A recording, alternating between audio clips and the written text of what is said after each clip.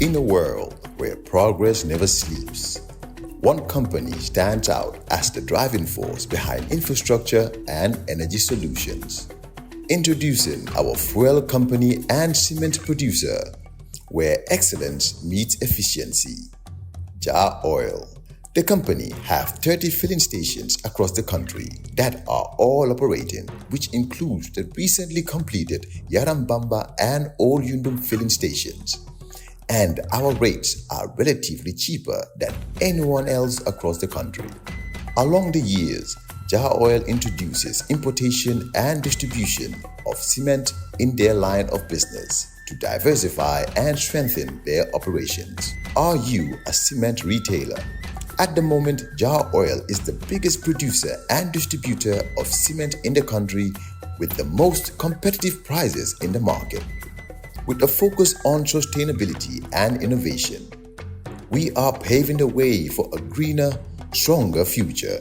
Trust in us to fuel your projects and lay the groundwork for success. We currently produce over 25,200,000 bags per year. As the largest cement producer in the country, Jar Oil also targets to export cement to the neighboring countries like Guinea-Bissau, Guinea-Conakry, and others. Join us on our journey to shape a world where every drop of fuel and every bag of cement makes a difference. Together, we can build a brighter tomorrow.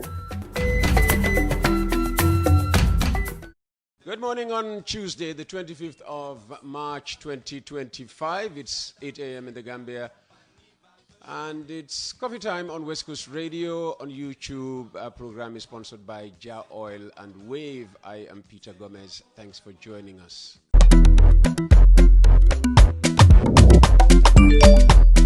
Excellent jam si Wave. Yo, apply. Yo, luta do dede. Luta mo nulo jël moto nga andil ma xaalis. Hello? Bisol mu fine. What? Bisol mu fine. Oh, yes! Wave Axina Gambia. Deposit and withdraw money, pay bills and buy mobile credit without fees. Transfer money wherever in the country for only 1% fee. At Wave. Bisol mu fine? Wave. Your money is yours. It's coffee time with Peter Gomez on Tuesday, the 25th of March 2025. It's also the 25th of Ramadan 2025, and everybody is looking forward to the weekend for the great feast of Eid. In the meantime, Dr. Ismaila Sise is with us in the studio, as he always is on Tuesday mornings. Sometimes, doctor, when Tuesday is a public holiday, do you have withdrawal symptoms? I do. No, I don't. You don't? No. Oh, that's disappointing. Yes. Yeah. After this program, I will make sure that you don't come back ever again. Good morning. I did my investigations. Good morning and good morning and welcome. And back. good morning to all the listeners. Last time we had a conversation, you said you don't have a side hustle, but I did my investigations and realized that you indeed have a side hustle. I do? Of course. Which is? West Coast Motors, just across the street. The one big mistake we made was not to trademark the West Coast thing. Oh, I thought it was yours. No you way. sell cars as well. No way. No way.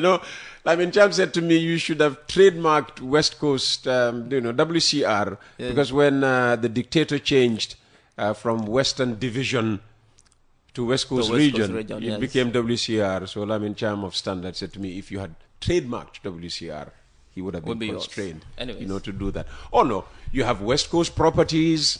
I thought they belong to you. They advertise with us. You have West Coast. Is it tailoring? Oh, there are so West many. Coast Motors. There are so many West Coasts. I thought you had a group, West Coast Group. West Coast Holding. The only thing I am capable of doing in life is sitting here and just talking. I'm talking to Dr. Cisse. Which is a privilege. Yes. Today I have my information. Finally. The one about UNGA? Yes, the one United about Nations UNGA. General Yes. Assembly. Yes, Hooray! Today we have it. Gambia, listen up. But before I go into UNGA, I'll give you the recent one, the CSW, the Conference for the Status of Women. Okay. UN. It just concluded this weekend. For there, it was 1 plus 14, 15 people. That is the minister plus other 14 delegates went to the UNGA. What we mean by this, that these are officially paid for by the government of the Gambia.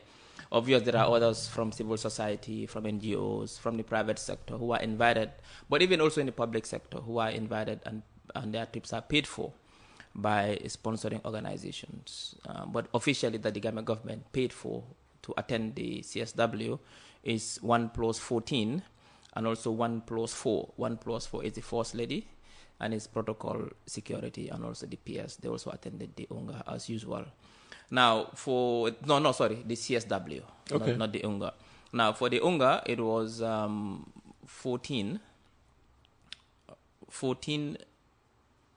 officially, plus 9 plus 1. So the president was 9 plus 1. The president and 9 of his team also went to the UNGA. So it's roughly about 26 people that are officially paid for by the Gambia government. Now, 24, 14 plus 9 plus 24, 1. yes. Now, the rest, obviously, others went as well from the Gambia. Public service officials whose trip was sponsored by sponsoring organizations within the UN system. People from the CSO, NGOs, they also attended the UNGA as usual. But that which we, as a government, officially paid for is 14 plus 10, and that is 24. And this is the information we have for you, Peter. Fantastic. So 9 plus 1 denotes the president plus another 9. Yes. Which would include his security. Security, yeah. And his team, the chief of staff, obviously. His team, the president. He doesn't travel with a cook for his food? I would assume so, but I don't want to confirm that. So they would be in this 9? Yes. Okay. Household staff who would be at hand to respond to. So for those of us who wanted information, so officially the Gambia sent 24 people paid for by the Gambian taxpayer. Yes. The Gambia government is broke. It has nothing. It's the Gambian taxpayer that pays, all right? Yes. The Gambian taxpayer. If there were 1 million Gambians in there, it could be, but their trips would have been sponsored by others. By other international organizations that sponsor their trips, or by CSOs that pay for them. But officially that we pay for as a government, by the taxpayers' money, is 24. Fantastic. Yes. And in the case of the CSW, is 15 plus 4 as 19. Okay. All right. Any other update before we recently there has been a video going viral where purportedly Mauritanian security forces were beating Gambian migrants in Mauritania. We want to inform the public that the government of the Gambia takes this very seriously. The welfare and safety of every Gambian is our priority. We are concerned about this, and we've taken appropriate measures through right diplomatic channels to deal with the situation. Their Ambassador Faye in Mauritania, has engaged Mauritanian officials at the highest level to discuss the issue, to ensure that this problem is solved, and that Gambians who live in Mauritania, and that their safety and well-being is guaranteed. So we are working on this using appropriate diplomatic channels. Okay, speaking of videos going viral, there's this European-looking guy pissed off with people who scammed him.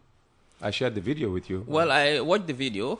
Obviously, we don't have the evidence. It's one man's story. We don't know what had happened actually. What we can assure him is that Gambia is safe. Gambia is a country of law and order. He's welcome to come back to Gambia and lodge complaint with the police. The justice is here for everyone, to protect everyone, no matter whether a Gambian or not. That is what we can assure him. But when it comes to the story itself with the scamming, we cannot go into that. We don't know the exact story. We don't know what happened. One thing we can assure him is that he's free to come to the Gambia. Gambia is a safe destination. There is law and order. If he lodges a complaint with the police will take appropriate measures to ensure his rights are respected, and also justice is served. That is what we can guarantee him. Gambia is safe. There has been we've had just the tourism is about to end. There has not been any major incidences concerning crime or violence against tourists in this country. So it's a safe destination. He's free to come back to the Gambia. And if indeed what he claimed that what has happened, he will get the protection of the state, but also of law enforcement. And redress. He's looking for redress. That's what I'm saying. Yeah, there'll be redress. Obviously, the police has to investigate. It's an allegation, like all allegations. The police will have to, it doesn't matter whether you are a European or a Gambian, allegations must be investigated by the police, and then appropriate action will be taken after that. So he's welcome and free to come back. From the video, he expressed his fear in coming back, but I can assure him that as a government, everybody is free to come back to the Gambia, whether you are in trouble or not. I mean, the police is here for everyone. Gambia is a country of law and order. Yeah, indeed. The police is here for everyone and for everyone's safety. To the point that yesterday around 11 o'clock, I was going to Wellingara to iAfrica TV with Jibril. And the police lady just stopped us and said, where's your reflector? For the car? I said, reflector? 11 o'clock in the morning.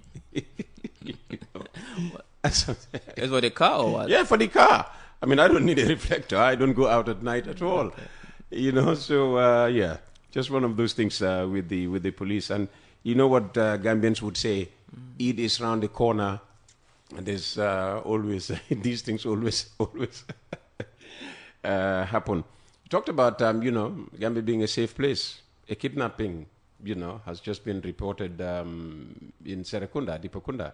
10-year-old boy. I started off the program this morning with it. Yes, but I mean, I don't know the details of this kidnapping. What I have observed that has become a trend is when there is a dispute between families, particularly between the two parents. The one that happened in Brikama, I think, last week, involving two kids, had to do with that exactly. Absolutely. So these things that happen. The most important thing is the police always finds a way to solve these crimes. The one that happened in Brikama, the culprits were apprehended and arrested, and the kids are safe. That is the most important thing. Sometimes these things happen that parents have disputes and they draw the children in this domestic dispute. So obviously, the police will take note and they'll take appropriate measures as usual. I hope so.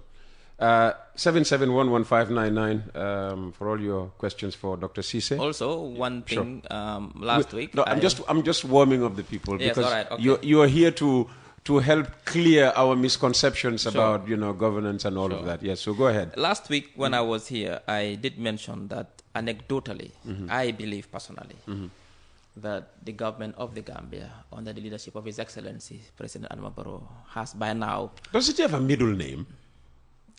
Well, I don't know if that's such a middle name. Yeah. Okay. Has by now, since 2017 to date, created 150,000 jobs. I said we don't have the data itself, the empirical data, to prove that this is happening.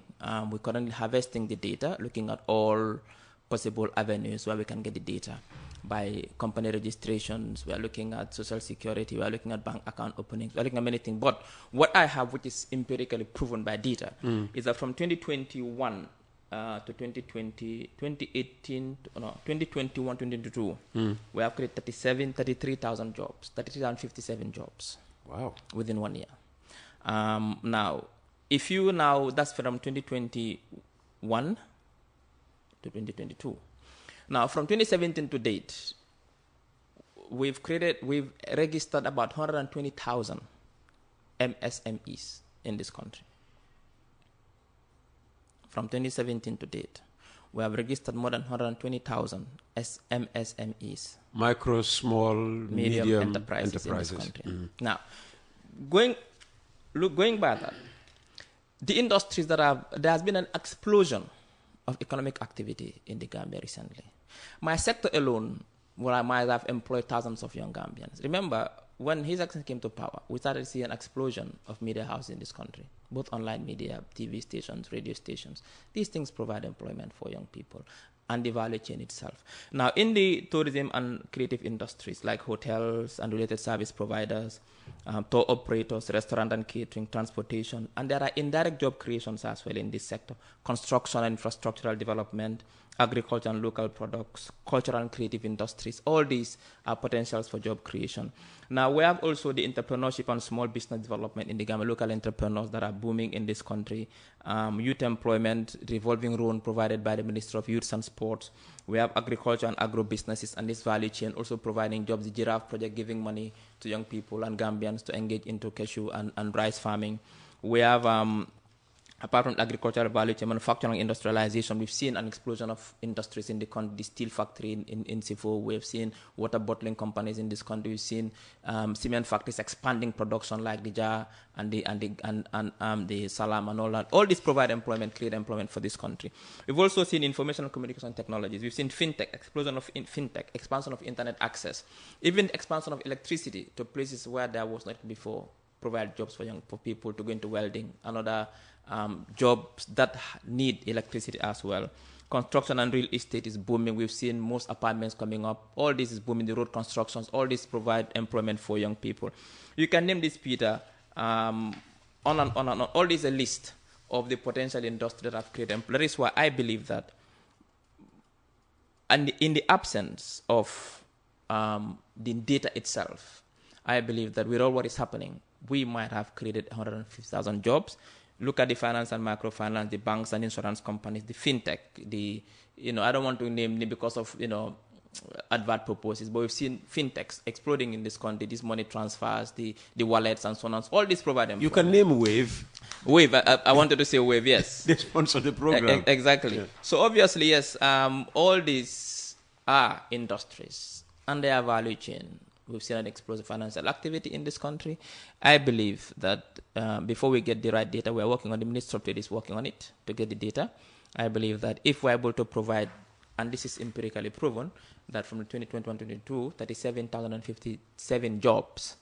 By now, from 27 to date, that's about 8 years. The president's economic policies, creating the right environment, and also what I call the FAF, the freedoms that he has. FAF? Yes. Break it down for us. What's FAF? FAF are the freedoms, access, and fiscal discipline of His Excellency the President's government. Freedoms, freedom of expression.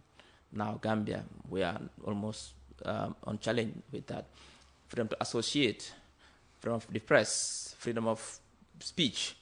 All these things now are guaranteed in this country as opposed to before. We have access. I celebrated a statement, I think sent through your ministry on the Gambia's participation in the Geneva. Geneva, exactly. So look at that. To say that, definitely that our freedoms, our fundamental freedoms being, the government is renewing its commitment, to guaranteeing fundamental freedoms and protecting human rights. That's highly commendable. A+. Then you come to the access. Don't change, please. No, we will not change. And then come to access. When it comes to access, Gambians are better off today than they were 25, 30, 40 years ago in terms of access to education classrooms. We've built classrooms, over 6,000 classrooms since 2017 to date, in places that nobody had ever thought there would be. Places like Bolibana, the last village in the Gambia, places like Tumana, places like you name it, with computer Tumana labs. Never had a school? Or no, what I'm saying, this kind of new block hospitals that are, state of the art that you would find anywhere with computer labs, in terms of access to education, in terms of access to scholarships for tertiary institutions, in terms of access to TVET education, building TVET institutions across the country for young people to train in fisheries, in agriculture, and other skills as well. In terms of access to electricity, today, in 2023, 65% of Gambians had access to electricity. Today, it is 70%. And by the end of this year, we are expanding this to almost 90% at the rate at which we are going. The idea is that by the end of 2025, early 2026, we'll have 100% access, which is, we are far ahead of many countries in the continent in terms of access to electricity. Access to water, we've built more boreholes than both governments combined. We've built more boreholes to communities, providing access to water for many communities in the country. Access to roads, we've built over 1,000 kilometers of roads as opposed to 800 and something kilometers of roads built by both governments since independence, even before pre-independence. So obviously, the access as well has expanded in all these social sectors as well, due to His Excellency, the President's leadership. Then we come to the fiscal discipline. Our economy has expanded. GRA used to collect almost $30 million alone a couple of years ago. Now they are going in, that's every year. Now they are going to every year. Now they are going to $2 billion a year, expanding our economy. $2 billion per month. Sorry, I'm saying per month, exactly, per month. So before it was only $30 million, now they're going to $2 billion per month. So these expansions in the economy, the fiscal discipline, the growth rate of almost 6% at the end of the year, comparing. Yeah, UDP says that's manufactured figure. But is it, Peter? What I now want to focus on is that the president and his government is embarking on a transformation never seen before in this country. We are trying to modernize this country. We are trying to treat an ultra modern. No, we're saying the 5.9 to 6% that's what I'm saying. Economic growth is ridiculous. It's not ridiculous because this is data by the the international financial institutions, data by the central bank. This is data that is empirical data. We are focusing on building this country. We cannot engage ourselves in idle talk. So we are focusing on the driving seat. The opposition is here to keep you on your toes. So, you can come and tell us anything. They claim they go and fact check and come and share, reliable but information. They have proven time and again that all they do is to mislead and misinform the public. That is why we are not going to engage in that direction of politics. If they want, we can. We are, like we said, we can engage any opposition. We have the facts, we have the data. We're in government. Who would you like to debate? In UDP, Tombong Sedi? Would I even want to debate any one of them? Who would you like to? I'm sure you would like to debate somebody. I don't know. I haven't thought about that. Yeah, okay. No. Think about it. So what I'm trying to say, Peter, is that we're on the right track. Gambia and Gambians are better off today than they were 20, 25, 30 years ago, even 10 years ago. And that is thanks to the leadership of His Excellency the President. Like I said, in terms of the freedoms, the access to social services, but also the fiscal discipline, and also the explosion of our financial. I don't know what you mean by better off today, because just a couple of years ago, the heated argument I had with your predecessor was about poverty levels. I mean, the UN came out with a report suggesting that poverty rates had gone up in this country, which he had no idea. I'm talking about Queen Jammeh now. He had no idea about the existence of this report, and he just started denying, and it all ended up in a huge explosion. Here you are again saying we're better off today. I mean, it's based on what? Empirical data? It depends on how the UN measures poverty rates. That's important for us to understand as a people. Do you know how it measures poverty That rate? depends on I think it's the dollar, has access to money, disposable income per day. And if that is pegged against the dollar is more expensive now. That's what I'm saying. It's easier for people to fall below the poverty line than before. If you have Peter living in Kuntawur, having 10 cows, but disposable income is less than $1, do you count Peter as someone who is poor? No. So by the UN, they'll say Peter is poor, but Peter is not really poor. So obviously, their rating is based on disposable income. Exactly, that is it. And sometimes this can be misleading. It doesn't really, context is key. It doesn't get the right picture. It doesn't understand the environment as well. So that is why there are two schools of thought in this, and you have the orthodox. Because in this country, rather than keep your money, people would invest in cows. Exactly. So we have the orthodox school of thought, which counts it that way. They have the critical school of thought, which says no, poverty is not the disposable income. They look at other factors. So this is a debate within international relations theory that we can go on to have, but we don't have time for that. What I'm trying to tell you is that... On which of the two sides would you be? Well, when I was a student, I was more on the critical side. That was more convincing that you don't only look at the disposable income. There are other factors that you can also have to look at. For example, the question is that why not that people are poor, why are they poor? And what is the reason for that poverty? Is it the system, or do you blame people for their poverty? It's a whole lot of a debate within international relations theory. But what is crucial here is that those measures sometimes can be misleading. Yes, it's good to have it because the benchmarks sometimes are reduced that if you cannot dispose of more than $1.80, they call you to be poor, but perhaps you have other assets that are not counted. That would not make you poor. So for me, I think by and large, Peter, if you look at the accesses that we have now, if you look at people's disposable income, the salary increments from 2017 to date, Gambians are better off today than they were really 20, 25 years ago. And that is backed by evidence. Okay, Dr. Cisse is with us until the top of the hour at 10 o'clock. If you have a question for him or you need clarification on anything, 77-11599. 77-11599. You ready to take Yes. text messages?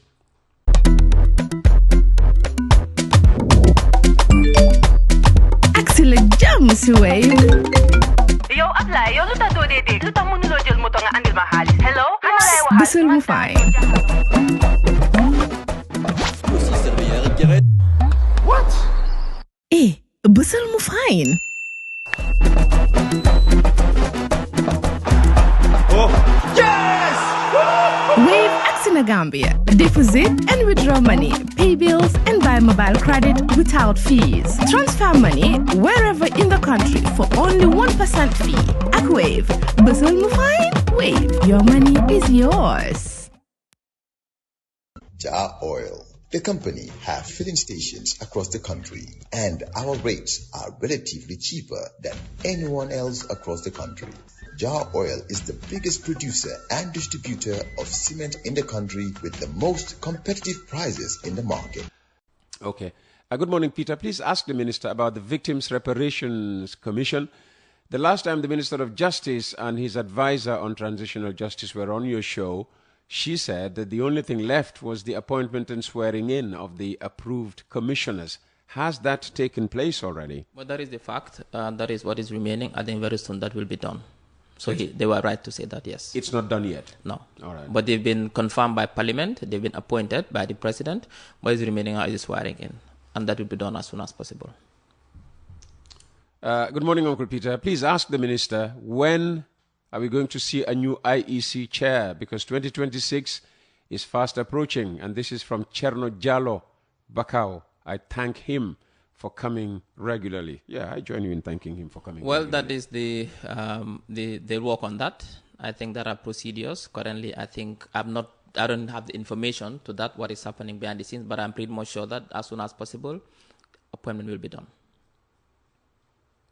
They're saying Sidinjai is likely to get the job. What are you hearing? Well, I'm not hearing anything. I'm not hearing anything. Are you sure? I'm not hearing anything. Would you like Sidinjai to get the job? I know the President will appoint the appropriate person for the job. Could that appropriate person be Sidinjai? The President will appoint the appropriate person for the job. No, we know that. Yes. It's the President that appoints. Yes. Is Sidinjai an But why appropriate person? there are 2.5 million Gambians? Why single out Sidinjai? The President. No, will, I'm not singling out. It's what you hear. I never heard it, but I know that the President, as usual, will appoint the appropriate person if the time comes for the job. Sid is your friend. I know you people are very close. Would he be interested in the IEC position? Well, I wouldn't know what's in Sid's mind.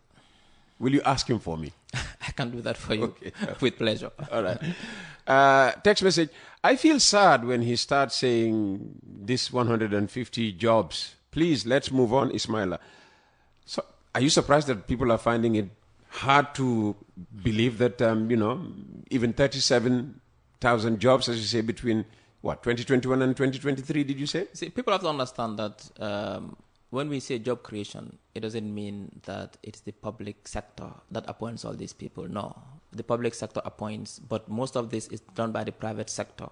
And we believe that with what's happening with the boom in construction, with in terms of both residential construction and public road infrastructure constructions, with an increasing number of tourists, and there is this theory which is that every 10 tourists that come to Gambia or to any country create one job. So imagine if you have 100,000 tourists, how many jobs is that creating? 200,000, how many jobs over the years, for example? And the value chain itself, the agriculture itself, it's booming now. We have the Maro farms getting into rice production. We have the JA getting into rice production. All this under our value chain. The Giraffe project, the Root project, giving cash support to young people to get into agriculture, into poultry, into cashew. Well, they get the money. Do they actually get into agriculture? Yeah, they did, because there's always a follow-up to that. They have these project coordinators who always follow up. And also, they also employ other people as well. So obviously, Peter, look, we will not come and sit here and just make up stories. I admit that we don't have the empirical data yet to prove it. But what we've done so far as a government, we know that 150,000 jobs have been created across the entire value chain. And when we say across the entire value chain, it means the ripple effect of it. For example, if you open up, if you make it easy for people to register businesses, and they register businesses, and they are given support, they also employ other people. There are young people into agriculture today, and they are doing very well, and they've also employed other young people. There are people who benefit from the revolving loan. They get into business. They also create jobs for other people. So I think electricity expansion, if you bring electricity to Kiang, it brings services to Kiang. People will need a barbing shop. People will need cool water. People will need welding. People will need this. These are what we are talking about, job creation. Yeah, we are not just saying that one company creating all. We are factories that have been created here. Let's say the water bottling factory I think it's in Jiboro, somewhere thereabout. The logistics of it, the transportation it crowds, factories creating today, the export expansion, the jobs in terms of logistics. It's a lot of jobs being created in this country, Peter. So we have no doubt about that. Okay. Bring the empirical data. And speaking of data, I mean, you just repeated a line that government is fond of, belting out, that the tourism sector is booming. Numbers, of visitors, are rising. I had somebody here on Friday, who's very active in the tourism sector. He was lamenting about the rate of, prostitution in this country, saying that, girls are tricked into coming into the Gambia, believing that they will come and sell their bodies, to tourists, visitors. And then he said to me, when they come here, the reality is different. In other words, they come here looking for European tourists, visitors, and they come here. And the fact today is, those numbers are not there. Well, you see, and now they have to stand out and sell themselves cheap. The numbers are there. What is the issue is that we have what they call enclave tourism in the Gambia. Enclave tourism? Yes. Ah, okay. This is a new terminology. It means that tourists in the Gambia are enclosed in one particular location. That's what they call the all-inclusive? All-inclusive as well. Because of the oil. So if you look at it, sometimes they don't go out, but tourists come.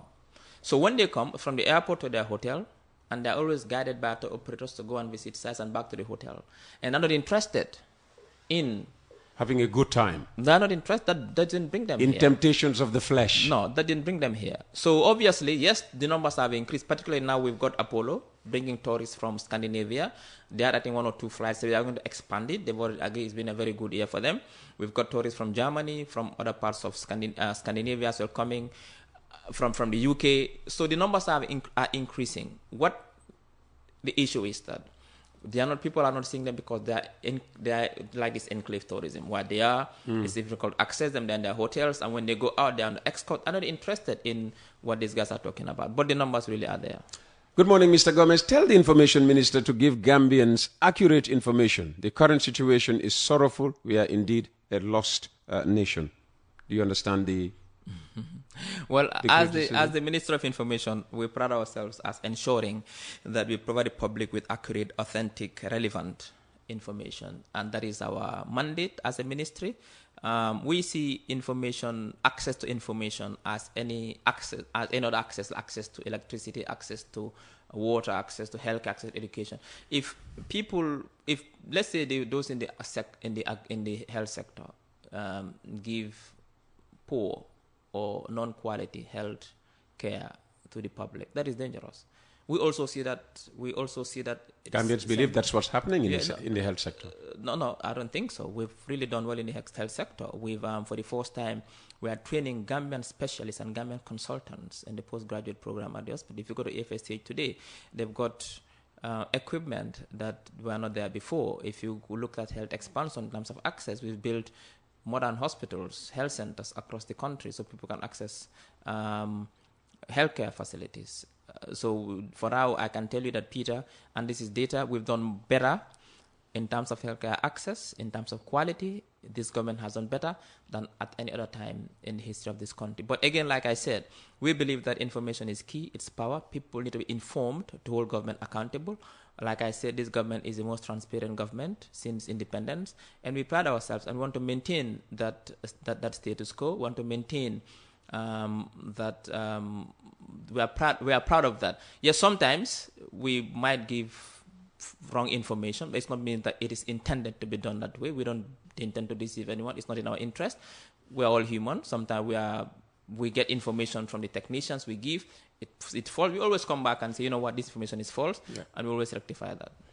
I can give you a case in point. Happened to me yesterday. Somebody told me, from the Football Federation, the last time, any serious match was played at Independence Stadium was 2019. Exactly. And if the minister was appointed in 2020, you'd think that, actually, throughout his term yet, he hasn't had the privilege of watching a match as a minister at the Independence Stadium. Yeah, but it happens everyone Lo and behold, this was wrong information. Yeah. And it started out with him correcting me, and earlier on, Babukar Kamara did the same from Abidjan. Let's move on. Good morning. Let's keep the answers short so that we can squeeze in as many text messages as possible, because today the audience is in the mood, really, because, we've created time for them. Good morning, Uncle Peter.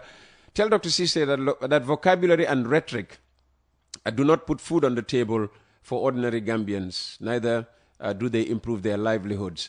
A population of less than 3 million struggle with weak and unstable internet connection. Are we ready for a digital economy? Well, he mentioned two things: food on the table and internet. For me, these are two different things. Yeah. And these are needs for him. There are people in the Gambia today. They are not thinking about internet. All they are thinking about is what they are going to eat. There are those who. So I mean, like I said, Peter. Let's be honest. There are countries in this world today who are not even thinking about internet. All they want is peace. There are countries that have been stabilized by war. There are no freedoms. In the Gambia, it's one of the most peaceful countries in the world. There is no scarcity of basic commodities. I think. But what about affordability? But what I'm saying is that it's relative. It's relative. I mean, people need to work also to put food on their table. You cannot sit and wait for government to give you food to eat. Are you suggesting that those who are not putting food on the table are lazy? No, I'm not saying that. What I'm saying is that it's everybody's responsibility. What the government has limits. Government can create that environment, ensure that there is employment, there is safety, there is security, there are roads, there is electricity, there is water. These are basics private government. When it comes to putting food on your table, it's not government's job to do that. It's for you to go and work and put food on your table. Okay. Good morning, Uncle Peter. In my village, Kirkorsa, Lower Salum, only the poles have been erected, but still no electricity, and that is since last year. Okay, so the poles have been up since last year. Are they waiting for elections? And this is coming from Birom Ja. No, I assure Birom that is not the case. Last year is not long time ago. We are only in March. I assure him that work is ongoing. It's part of our rural electrification process. And I think NAWEC will do something very soon about that particular village. Good morning, Uncle Peter. Thank you very much for keeping the answers short. I am Omar Njai. Please ask him for me about the government updates regarding the murder suspect, one Mr. Seka, who escaped during police escort. Well, I don't have that information. I am hearing this for the first time as well. Morning, Peter. Tell the minister that most of the tourists are complaining about the airport tax of 1,000. Or is that dollars? It can't be dollars or pounds. That is taken from them, the airport tax. Okay, every country, particularly in the sub-region, all countries pay this airport tax. The only difference is the airport tax paid in those countries is embedded in the ticket. That's what we are working on now. We know that it's an inconvenient, and we are very worried about that. We understand the situation, and we are doing everything possible to ensure that we also put it embedded in the ticket as other countries are doing. But airport tax is paid in most airports, particularly in the sub-region. Does government accept that the airport tax has been a distraction, for some of our tourists, especially repeat tourists, people who would come again in the past? Well, we know that it's an inconvenient. We've got the feedback from him as well, and we thank him for his feedback and feedback from other people as well, and even from tourists, because what the GT board does is they do evaluation and they take feedback from tourists, and it comes up always as something which is an inconvenient. The government is aware, and we're doing everything possible to make sure that we really deal with this situation. Fantastic. Good morning, Peter. I stand with the Honorable Minister. We must move away from the notion that the employment rate is a function only of absorption in the public service. It is the scope and level of democracy and the open society we have created now that has impacted positively in expansions in the private, civil society, and diplomatic sectors that have expanded opportunities for job creation at all levels of society. Whatever we do, we must protect the peace, democracy, and stability we have built so painstakingly. It's right. I think, you see, there are two things that people need to know. He's a member of the NPP. Well, I'm not sure about that. I know what I'm telling you. One thing which I can... He wouldn't want me to name him, but I could name him. One thing I can tell you is there's a difference between unemployment rate and outside the labor force. There are people who are unemployed. There are those who are outside the labor force. Currently, unemployment rate is less than 10% in the Gambia, unemployment rate. Now, there are those who are not working. It doesn't mean they are unemployed because they're not looking for work. They can be counted as unemployed. When we say people are unemployed in a technical sense of the word, are those who are constantly looking for work in the past 4 weeks and are ready to get into the labor market when they have the chance. There are those who are not even looking for work at all. They're not counted as unemployed. They are counted as outside the labor force. That number can be higher, and people always use these two words interchangeably, thinking that when the statistics say 47% of Gambians are outside the labor force, it doesn't mean that they are unemployed. It means that they are not looking for work. Then the statistics also gives us the statistics for people who are unemployed, people who are constantly looking for work and are ready to get into the labor market as soon as possible. Good morning, Uncle Peter. Listening to Ismaila Cisse, one wonders why young ones are leaving the country in the face of the booming industries he claims to have expressed. So, yeah.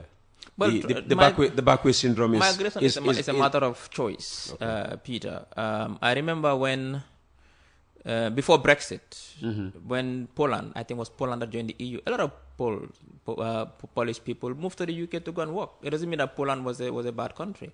Migration is a matter of choice.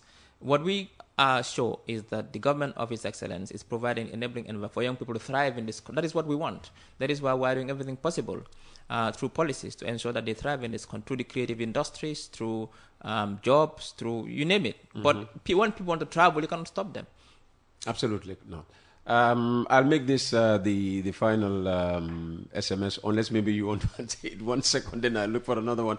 It is so sad that a communications minister will do selective agreement. He completely agreed with the IMF report on our GDP and not a report by UN on our poverty level. His reasonings are so basic, selective, and biased.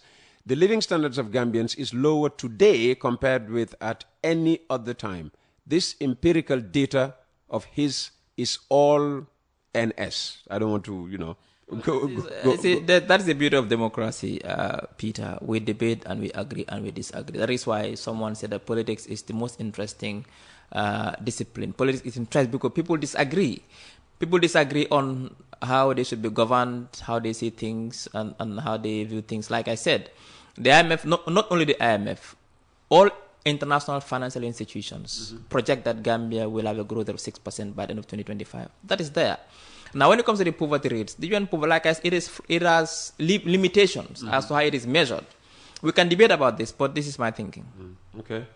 Good morning, Uncle Peter. President Barrow is a smart president, and I admire him for that. You see, I'm even tripping over because I wasn't expecting this. He is able to transform one of his arch critics into a praise singer and a griot. Likewise, he will transform the country into a highly improved society. Are you a praise singer and griot of the country? Well, those adjectives are his adjectives. I wouldn't use those adjectives, but those are nouns. Praise singer. Yeah, griot. Sorry, nouns. Yeah, sorry, nouns. No, are they adjectives or nouns? They are nouns. They are nouns. Okay, I need to go back to do English 101. Go back to lecturing. But anyways, those are his opinions, and I respect his opinion. You do? Yeah, of course. Fantastic, Dr. Cisse. Thanks for coming. Thank you. Jar Oil. The company have filling stations across the country, and our rates are relatively cheaper than anyone else across the country. Jar Oil is the biggest producer and distributor of cement in the country with the most competitive prices in the market.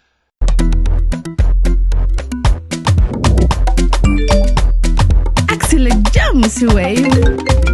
Yo, apply. Yo, luta do dede. Luta mënuloo jël moto nga andil ma xaalis. Hello?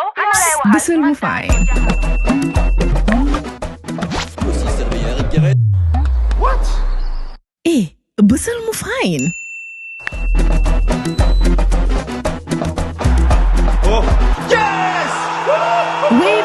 Gambia. Deposit and withdraw money, pay bills, and buy mobile credit without fees. Transfer money wherever in the country for only 1% fee. Ak Wave. Bustle mu fine? Wave. Your money is yours.